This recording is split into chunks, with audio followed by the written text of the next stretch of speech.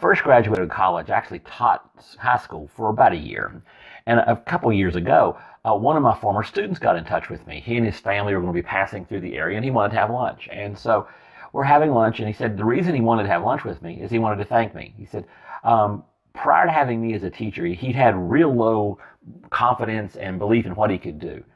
And I'd challenged him and pushed him, and he realized he could do a lot more than what he thought. And he had indeed gone way beyond his high school expectations of what he'd accomplished in his career. And he just wanted to thank me for that. And that was really cool.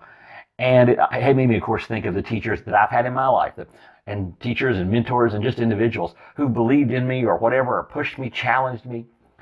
And that brings us to our verse in Hebrews 11, verse 4. It says, by faith, Abel brought a better offering than Cain did. And to give you that story real fast, Adam and Eve had kids. The first two, Cain and Abel went different paths in their careers. And when God blessed Abel for what he was doing and didn't bless Cain, Cain got really upset and killed Abel.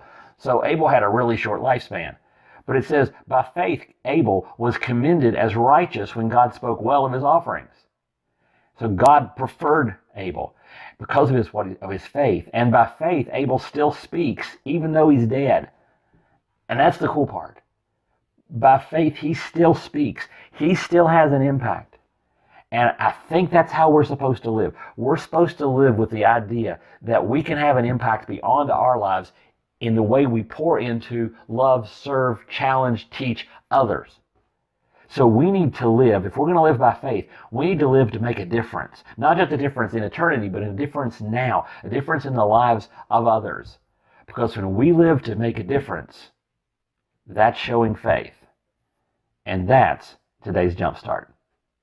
The last resource I want to give you, it's kind of an obscure one. It's by me, but I wrote it a long time ago. Because back in the early 2000s, I was writing daily devotions that were very, very similar to the kind of thing we're putting out right now with the Jumpstart. And a few years later, I put about 180 of them into an ebook. It's professionally not that spectacular, but it is, if you want to get together and start reading with somebody else, or just you like to read your daily time with God, here's the book. Is called Transform 180. It's available only as an ebook. You can't get a paperback in it, but it's available on Amazon, and you can get the link off my discussion page on the YouTube channel, 2 Minute Jumpstart YouTube channel, or you can also get it off my writing Facebook page as well.